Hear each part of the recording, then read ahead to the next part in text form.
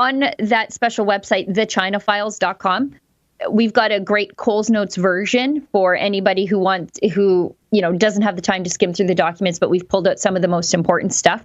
Other revelations include disgraced cabinet minister Catherine McKenna jetted to China for a 3-day conference just months after the two Michaels were taken hostage. And that was like a climate party. Nothing says I care about the environment like flying halfway across the world for a 3-day party.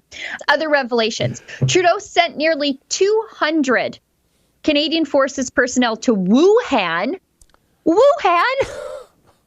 in October of 2019. So late last year, when the virus was sort of poking its head out of the petri dish of Wuhan. Oh, my God. To participate in the Military World Games, a propaganda bonanza for China. Diplomatic reports that China is using its Belt and Road negotiations to demand that countries drop human rights complaints if they want trade deals. Chinese censorship of Twitter use, which we already knew, but, it's interesting to see the bureaucrats poking around about it, and not in a bad way, just sort of saying, well, this is interesting. The Chinese use of a smartphone app to track Uyghur Muslims in Xinjiang. And I'm sure I said their province wrong, but, they're using a smartphone app to track religious minorities in China and then stuff them into concentration camps. And we sent 200 military personnel over there to be propaganda props for the Chinese. Bureaucrats' bizarre protocol of referring to accused fraudster and CFO and Huawei CFO Meng Wanzhou as Ms. Meng, but refused to even mention the two Michaels by name, not even once. They didn't even at some points humanize them. They called them consular issues, I think is the term that they used to describe them.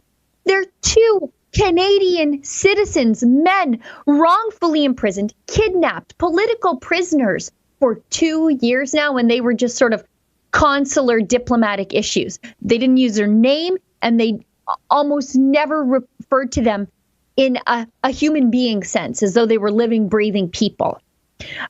Bureaucrats deriding concerns. This is the one that you pointed out, David. Bureaucrats deriding concerns about military knowledge transfer to China as figments of the Trump administration.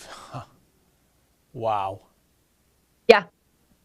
It's funny how the Trump administration seems to be more concerned about the transfer of military secrets to China from Canada than the Canadian government seems to be. I'm still blown away by that fact that you read, Sheila, that in October 2019, our troops went over to Wuhan, China for some games. I mean, is that not the epitome of the saying, wrong place, wrong time? I mean, this was just around when the virus was emerging. So imagine that, folks. The Chinese troops come over to Petawawa, Ontario, and I guess they go home with bottles of maple syrup. And our troops go over to Wuhan, and I guess they came home potentially with an infection. Who knows? But I am just stunned by that. The chronology blows me away. Yeah, we're very lucky that a catastrophe didn't unfold because of that. Yeah. Very lucky.